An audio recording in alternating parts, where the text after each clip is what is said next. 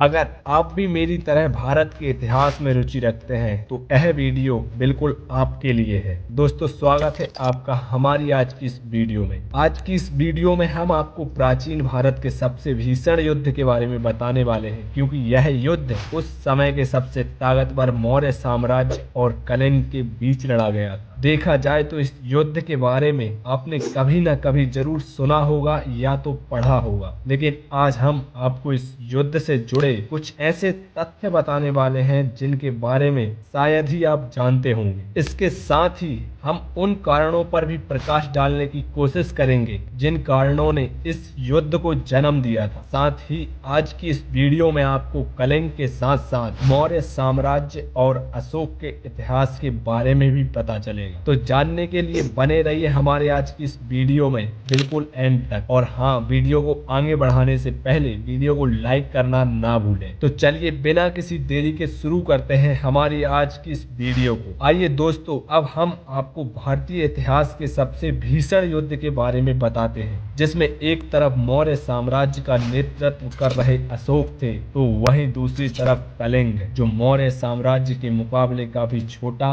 एक राज्य था। लेकिन क्या कभी आपने सोचा आखिर ऐसी क्या मजबूरी थी कि अशोक सम्राट को कलिंग जैसे छोटे राज्य पर आक्रमण करना पड़ा, और आखिर में इस युद्ध के क्या परिणाम निकले? तो दोस्तों, जैसा कि आप जानते हैं कि 261 ईसा पूर्व में अशोक को मौर्य साम्राज्य के सिंहासन पर बैठे मात्र 8 साल ही हुए थे, और इस समय मौर्य साम्राज्य की पताका लगभग पूरे भारतीय उपमहाद्वीप के भूभाग में फहरा रही थी, और भारत का लगभग हर हिस्सा मौर्य साम्राज्य के अंतर्गत आता था। लेकिन एक राज्य ऐसा भी था जो अभी भी अपनी संप्रभुता बनाए हुए था, जो कोई और नहीं मगध के दक्षिण में स्थित कलिंग राज्य ही था। और अगर हम इस कलिंग राज्य की बात करें तो इसके बारे में हमें हाथी गुफा शिलालेख में देखने को मिलता है। अशोक से पहले नंदों के शासनकाल में कलिंग मगध का एक अंग हुआ करता था। इसके बारे में कई इतिहासकारों का यह भी मानना था कि नंदों के पतन के बाद चंद्रगुप्त मौर्य या बिंदुसार के शासनकाल में एक बार फिर कलिंग स्वतंत्र हो गया था। अब ऐसे में देखा जाए तो कलिंग का दमन करना अशोक के लिए व्यक्तिगत रूप से महत्वपूर्ण हो गया था, क्योंकि अशोक अपने पिता के खिलाफ जाकर एक भीषण रक्तपात के बाद पाटलिपुत्र के सत्ता में आए थे। ऐसे में अशोक के साथ समस्या यह भी थी कि उसके राज्य को आज भी राज्य का एक बड़ा वर्ग अनैतिक मानता था। इसलिए अशोक कलिंग का दमन करके लोगों को यह साबित कर सकते थे कि वे भी मौर्य साम्राज्य के विस्तार को बढ़ाना चाहते हैं,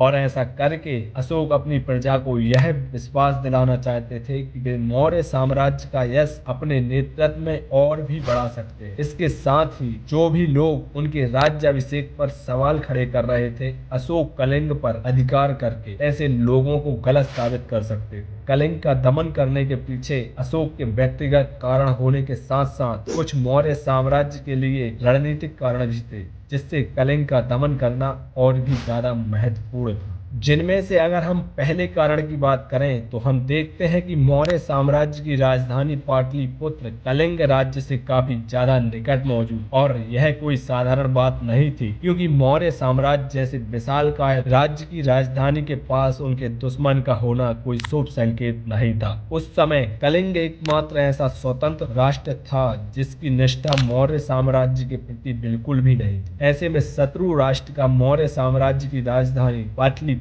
के इतने निकट होना अशोक के लिए चिंता का विषय बना हुआ। तो दोस्तों, यह तो हो गया पहला कारण। अब हम बात करते हैं दूसरे कारण के बारे में, जिसमें अशोक को लगातार यह भय सता रहा था कि मौर्य साम्राज्य की प्रमुख बंदरगाहों में से एक ताम्लुक बंदरगाह का नाश कलिंग द्वारा हो सकता है, क्योंकि ताम्लुक बंदरगाह वर्तमान समय के पश्चिम बंगाल राज्य के दक्षिणी छोर पर स्थित था। इसके साथ ही यह बंदरगाह पूर्वी तटीय क्षेत्र पर होने के कारण मौर्य साम्राज्य के लिए व्यापार की दृष्टि से अत्यंत महत्वपूर्ण था। ऐसे में ताम्लुक बंदरगाह से कई समुद्री जहाज वाणिज्य और व्यापार का सामान लेकर समुद्र के रास्ते श्रीलंका तक जाते थे। इसी वजह से ताम्लुक बंदरगाह मौर्य साम्राज्य के राजकोष के लिए एक बहुत ही आवश्यक महत्वपूर्ण बंदरगाह था। किंतु अशोक के लिए चिंता की बात यह थी कि कलिंग राज्य की उत्तरी सीमा ताम्लुक बंदरगाह से काफी निकट थी, और अशोक यह भली भांति जानते थे कि अगर युद्ध की स्थिति बनी तो कलिंग सबसे पहले उनके ताम्लुक बंदरगाह बंदरगाह का विनाश करेगा। इस वजह से मौर्य साम्राज्य की आर्थिक स्थिति बिगड़ सकती है। इसलिए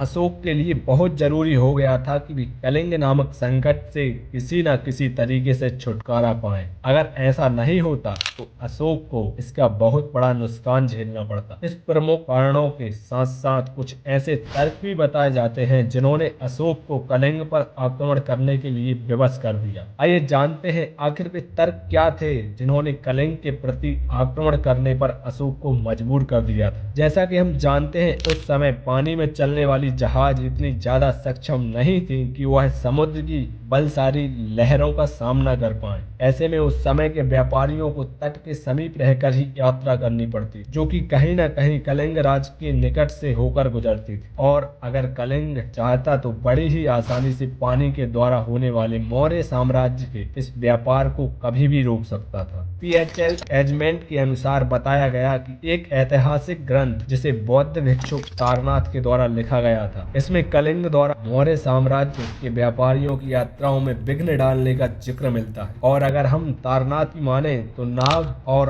अन्य समुद्री देवी शक्तियां मौर्य साम्राज्य की नौकाओं से रत्न के रूप में काफी धन चुरा लिया करती थी। इसके ऊपर एजरमेंट का कहना है कि यह नाग और समुद्री देवी शक्तियां उन लुटेरों को दर्शाता है जिनको कलिंग का समर्थन प्राप्त था। ऐसे में अशोक के पास अपने इन व्यापारियों को लुटेरों से बचाने के लिए बस एक ही उपाय था कि जो राज्य इन लुटेरों का संरक्षण दे रहा है उसे ही नष्ट कर देना चाहिए। दरअसल इस जलमार्ग के अलावा भी एक जमीनी मार्ग भी था जो गंगा घाट को रायचूर और कावेरी के क्षेत्र से जोड़ता था। जलमार्ग के जैसे ही इस मार्ग में भी वही समस्या थी, यह रास्ता भी कलिंग की सीमाओं से होकर जाता था। ऐसे में यह संभव था कि कभी भी युद्ध की स्थिति में कलिंग इस मार्ग को बंद कर सकता था, जिससे मौर्य साम्राज्य के अंदर अपार आर्थिक नुकसान हो सकता था। और यही नहीं, और भी कई ऐसे अन्य कारण थे जिन्होंने अशोक को कलिंग पर आक्रमण करने के बारे में सोचने पर मजबूर कर दिया। और आगे चलकर आखिर में अशोक ने कलिंग पर आक्रमण करने का निश्चय किया। और अशोक अच्छी तरह जानते थे कि अगर उनको कलिंग पर विजय प्राप्त करनी है तो उन्हें अपने सैन्य अभियान को काफी मजबूत बनाना होगा। और इसी वजह से अशोक ने कुछ वर्ष पूर्व से ही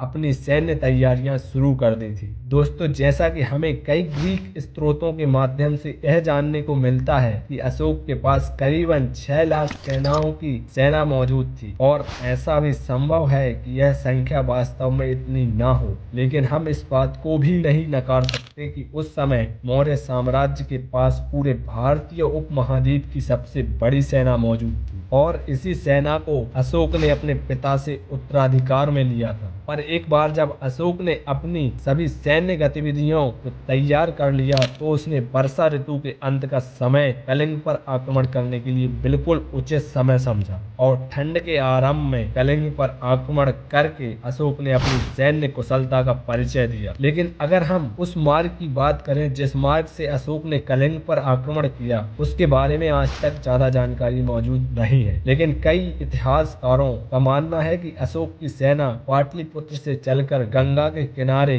के साथ चलते चलते पहले ताम्लुक बंदरगाह तक पहुंची। इसके बाद समुद्र के तटीय क्षेत्र से होते हुए कलिंग के क्षेत्र में घुस गई। आपको बता दें कि ऐसा माना जाता है कि कलिंग पर आक्रमण करने के लिए अशोक की सेना को लगभग 900 किलोमीटर की लंबी यात्रा करनी पड़ी, जिसके बारे में कौटिल्य अपने अर्थशास्त्र में लिखते हैं कि एक अनुशासित सेना एक दिन में ज्यादा से ज्यादा 16 किलोमीटर ही चल सकती है। तो इससे हमें एक मोटा अंदाजा लग जाता है कि अशोक की सेना को पाटलिपुत्र से कलिंग तक पहुंचने में करीबन 2 महीने का समय लगा होगा। लेकिन अभी तक हमने आपको इस युद्ध से जुड़ी हुई जितनी भी बातें बताई, उन्हें सुनकर आपके मन में एक सवाल जरूर उठ रहा होगा कि हमने आपको अभी तक सिर्फ अशोक और मौर्य साम्राज्य के बारे में ही बताया, हमने एक भी बार कलिंग का जिक्र नहीं किया। तो दोस्तों, यह हमारे भारतीय इतिहास की विडंबना है कि भारतीय इतिहास का इतना बड़ा युद्ध जो कि पूरे इतिहास पर एक गहरा प्रभाव डालता है, ऐसे में इसके एक पक्ष के बारे में कोई जानकारी ही मौजूद नहीं है। कहीं भी हमें कलिंग के राज्य के बारे में विस्तार से नहीं बताया गया और न ही यह जानकारी है कि इस युद्ध के समय कलिंग का नेतृत्व कौन कर रहा था। और इसके साथ ही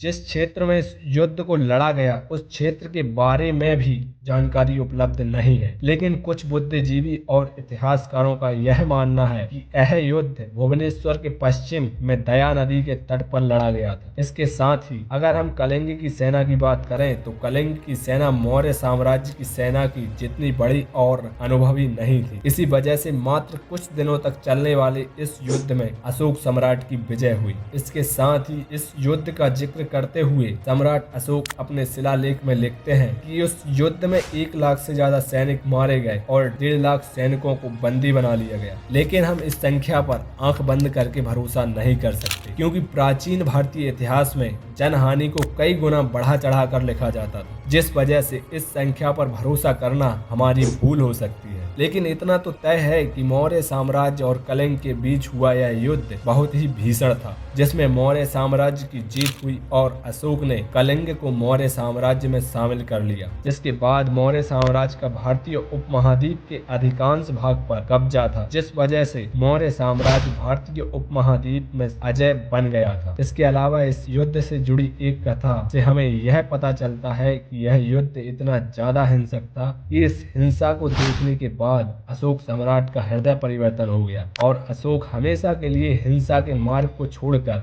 बौद्ध धर्म के अनुयायी बन गए। तो यह थी मौर्य साम्राज्य और कलिंग की युद्ध की कहानी। आपका इसके बारे में क्या कहना है हमें कमेंट में जरूर बताएं। और हाँ दोस्तों, अगर आपको यह वीडियो पसंद आया हो तो वीडियो को लाइक और चैनल को सब्सक्राइब करना ना भूलें। जय हिंद, जय भारत।